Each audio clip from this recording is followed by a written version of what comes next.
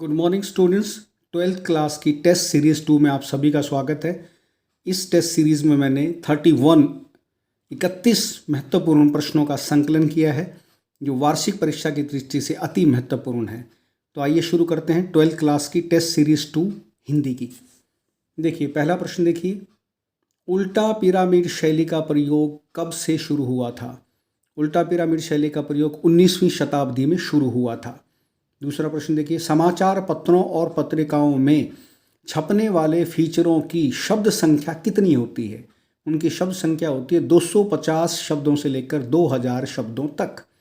तीसरा देखिए, जनसंचार के आधुनिक माध्यमों में सबसे पुराना माध्यम कौन सा है? सबसे पुराना माध्यम है जनसंचार के माध्यमों में मुद्रित माध्यम, जो छपा हुआ माध्यम होता है, जैसे अखबार हैं, क्योंकि कागज ही सबसे पहले, आपको पता है चीन के अंदर कागज़ करेंसी चली थी, कागज़ का सबसे पहले खोज वहाँ हुई थी।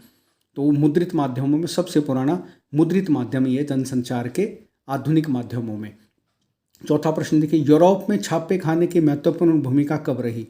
यूरोप में छापे खाने की महत्वपूर्ण भूमिका रही पुनर्जागरण के रेनेसां काल में। पुनर्जागरण के रेनेसां काल में जो है छापे खाने की महत्वपूर्ण भूमिका रही। छापे खाने की महत्वपूर्ण भूमिका किस प्रकार से रही कि उस समय जो है यूरोप के अंदर छापे खानों की स्थापना का मुख्य उद्देश्य था जो है सारी दुनिया के अंदर जो है ईसाई धर्म का प्रचार करना। तो बेसिकली ये जो है पादरियों के लिए छापे खाने खोले गए थे ताकि वो बाइबल की पुस्तकें छाप करके, बाइबल के अनमोल विचारों को छाप करके लोगों तक पहुंचाएं। तो इसका उद्देश्य यही था। पुनर्जागरण के रेनेसां काल में जो है यूरोप में छापे खाने की महत्वपूर्ण भूमिका रही। पांचवा प्रश्न देखिए, मुद्रित माध्यमों की सबसे बड़ी विशेषता क्या होती है? मुद्रित मैंने छपा हुआ।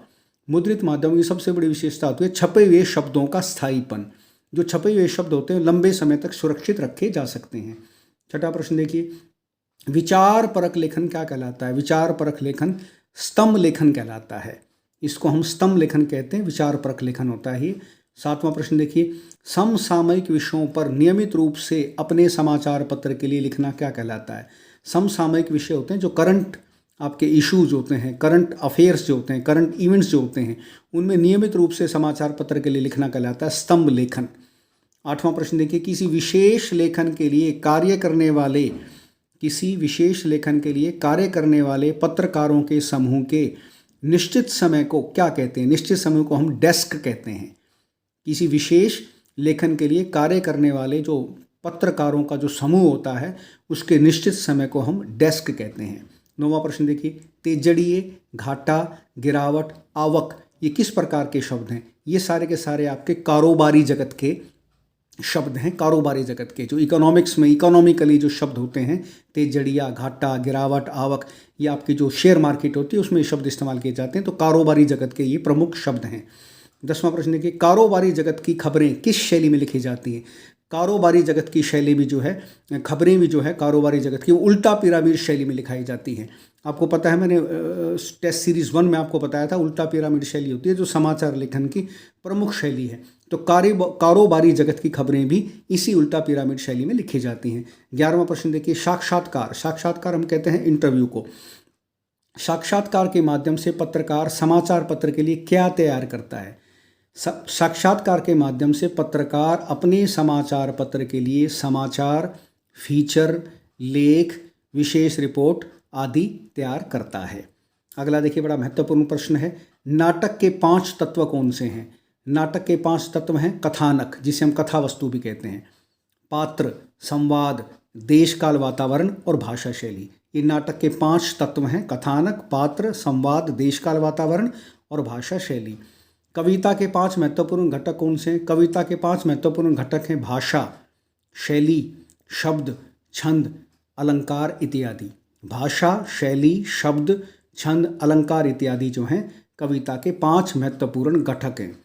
14वां प्रश्न देखिए, भारत में इंटरनेट का आरंभ कब हुआ? भारत में इंटरनेट का प्रारंभ 1993 ईस्वी में हुआ था। 15वां प्रश्न देखिए, फीचर किस शैली में लिखा जाता है? फीचर आपको पता है कथात्मक शैली में लिखा जाता है। फीचर कथात्मक शैली में लिखा जाता है। 16वां प्रश्न देखिए, फीचर किस पर आधारित होता है? फीचर जो है कल्पना पर आधारित होता है, इमेजिनेशन पर आधारित होता है। 17वां प्रश्न देखिए, समाचार किस पर आधारित होता है? समाचार यह तथ्यों पर आधारित होता है।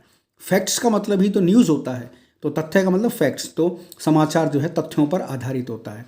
18वां प्रश्न देखिए, हिंदी में नेट पत्रिका का प्रारंभ किस पत्रिका से माना जाता है? हिंदी में नेट पत्रिका का प्रारंभ जो है वेब दुनिया से माना जाता है। 19वां प्रश्न देखिए, नाटक किस में विभाजित होता है? नाटक आपको पता है स्टूडेंट दृश्यों में विभाजित होता है।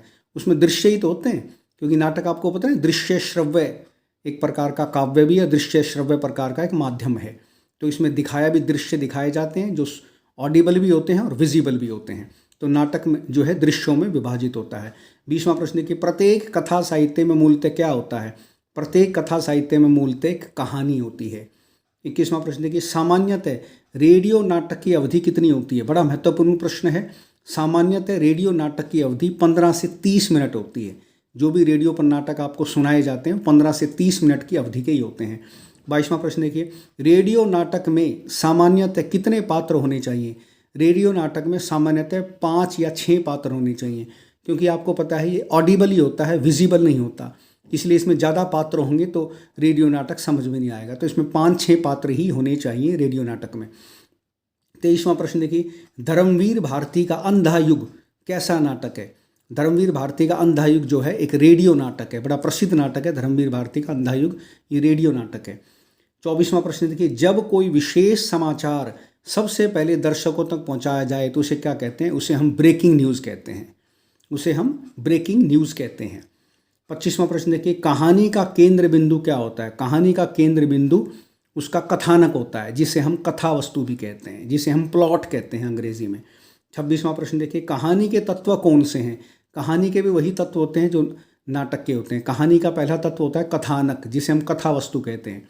दूसरा पात्र, तीसरा संवाद, चौथा देश काल वातावरण, उद्देश्य और भाषा शैली, ये आपके कहानी के मुख्य तत्व होते हैं। 27वां प्रश्न देखिए, कहानी में आरंभ से अंत तक जो कुछ कहा जाए उसे क्या कहते हैं? उसे हम कथानक कहते हैं। कथा वस्तु ही तो होती है, वो प्लॉट ही तो होता है कहानी का, जिसमें आरंभ से अंत तक क्या बताया जाता है, क्या दिखाया जाता है, क्या चीज़ समझाई जाती है, उसको हम कथानक कहते हैं। 28वां प्रश्न देखिए, संवाद का शाब्दिक अर्थ क्या है? संवाद का शाब्दिक अर्थ होता है परस्पर बातचीत। संवाद को अंग्रेजी में हम कहते हैं डायलॉग।